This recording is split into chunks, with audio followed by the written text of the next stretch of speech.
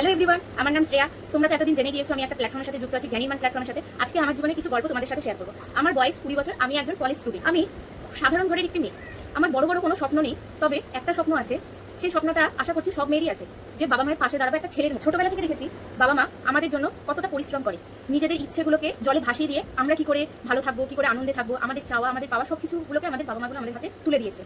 নিজের ইচ্ছে বলো, নিজের সুখ বলো, অনেক সময় তারা ছেড়ে দেয় শুধুমাত্র কি করে আমরা ভালো থাকবো সেটার জন্য। এখন বড় হতে হতে বুঝতে পারছি সেই কষ্টের কতটা দাম। তাই আজ আমি ঠিক করেছি নিজেকে পথে তুলে ধরবো, নিজেকে আরো কিভাবে ডেভেলপমেন্ট করবো, কিভাবে বড় জায়গায় নিয়ে যাব সেটার দিকে আমি চেষ্টা করছি। সেটা কিন্তু একদিনে সম্ভব নয়, সেটাকে আস্তে আস্তে ধীরে ধীরে সময় দিয়ে ধৈর্য রেখে তারপরে উপরে ওঠা যায়। তুমি যদি মনে করলে আজ আমি গরিব আছি কাল আমি বড় লোক, সেটা কোনোদিনই সম্ভব হবে না। তোমাকে চেষ্টা করতে হবে, তোমাকে পরিশ্রম করতে হবে, তাহলেই তুমি বড় একটা জায়গায় উঠতে পারবে না। তাই আজ আমি ধীরে ধীরে নিজের লক্ষ্যগুলোকে পূরণ করবো, সেটার দিকে চেষ্টা করছি।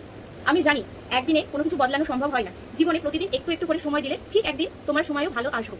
আমি চাই আমার বাবা মা বা সবার বাবা মা গর্ব করে বলুক এটা আমার নেই। তোমাদেরও কি এই স্বপ্নটা আছে? তাহলে আমাকে কমেন্টে জানিয়ে